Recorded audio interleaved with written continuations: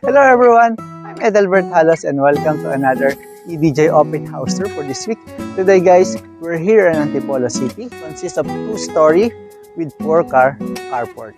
Before we start our tour, please like and follow EDJ Facebook page, Reel, TikTok, Instagram, as well my EDJ YouTube channel. So you'll be notified every time we drop a video. Now guys, let's start our open house tour.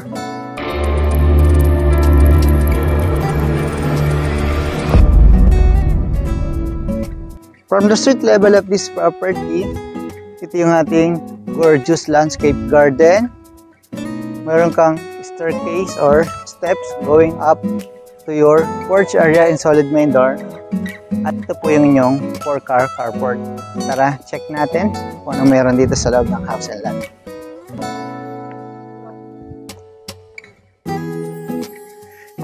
Yan guys, welcome to porch area ng house and lot.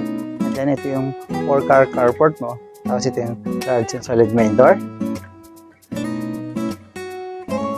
Upon entering po, dyan sa yung large and solid main door, ito yung living area with corner glass. Mapubi mo dito yung mountain view, tapos greenery yung side niya. Ganito siya kalapad and kalawak. At meron na siyang mga LED light. Yan guys, ito yung staircase going up to 2nd floor. Tapos continue tayo ng ating tour dito sa inyong dining area. Sa dining area, meron kang or pwede kang maglagay ng rectangular or round table. It's good for 8. Next natin, yan, mayroon tayong sliding glass door. Bukas na siya. Ito yung lanay and landscape garden. Ito yung open space mo dito. Balik tayo dito sa lanay. At next naman po natin, itong kitchen area. Sa kitchen, ito yung countertop mo, yung upper cabinet, yung sink.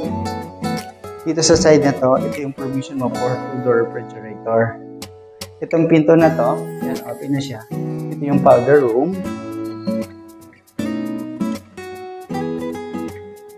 At itong side na to, or yung pinto na to, ito yung for elderly room, guest room, or pwede rin office area. Tapos dito sa side na to, ito yung backyard ng house. And that guys, meron kang large sliding glass window. Itong pinto na to, ito yung dito sa toilet and bath. And shower enclosure, toilet and sink. Tapos HCD yung ginamit. 40 by 60 gray tiles, tapos 60 by 60. Now, next natin yung utility area, toilet and bathroom, saka yung maid's room. Yan, dito sa side na to may pocket garden ka. At dito yung 4-car carport mo. Pag galing ka sa palengke at may mga dala kang wet goods, hindi mo na kailangan dumaan doon sa main door. Diretso ka na dito. Tapos dito guys, yung laundry area, toilet, at dito yung maid's room. Kung dalawang maid mo, close lang po ngayon yun eh. Pwede ka maglagay ng double deck para sa kanila. Pakita na natin yung exterior and interior dito sa ground floor. Again, ito yung staircase going up to 2nd floor. Check naman natin yung models. Yung steps natin dito, solid wood. Yung handle. Yan, steel. Welcome dito po sa 2nd floor. Again, dito may 3 bedrooms with own toilet and bathroom. Unang tingnan natin yung bedroom 2. Yung bedroom 1 natin, yung nasa ground floor. Itong side na to, ito yung backyard. May 3 panel ka dito ng cabinet. Tapos, dito sa side na to, pag nakaharap ka sa house and lot, ito yung right easement. Yan.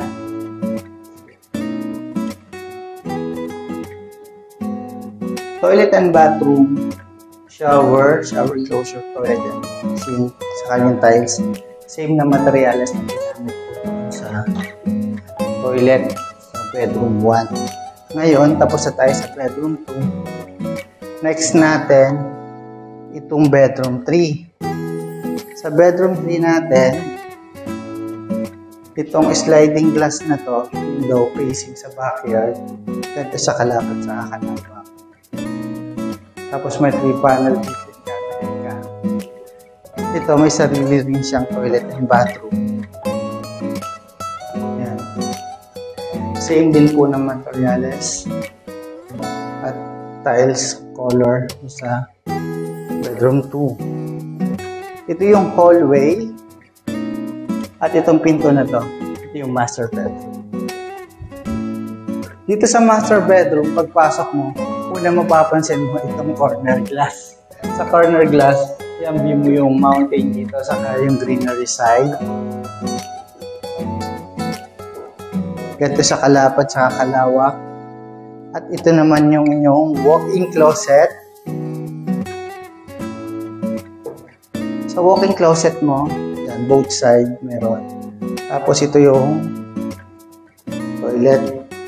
Sa toilet, yung shower enclosure, toilet, yung sink. Ngayon, labas tayo dito sa toilet. Next naman natin, itong balcony. Itong balcony, matatagpuan po ito dito sa master bedroom. Naka-private po siya sa master bedroom. Yan, pag nandito ka, kita mo dito yung mountain. Again, greenery yung paligid, maliwalas, mahangin, 24/7 security.